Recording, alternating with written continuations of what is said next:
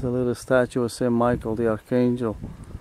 There's a legend here that very old shepherd with his donkey was guarding a lot of herds of sheep, but around once the donkey reached this arch, didn't want to go through, and the shepherd was really upset, and was trying to. Then the shepherd was trying to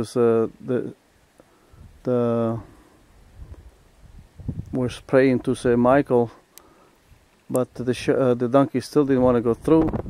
And then all of a sudden the donkey was going crazy, and then also the devil, let's say, appeared, and the shepherd was praying, trying to asking help of the Archangel Saint Michael, and then the Archangel appeared, and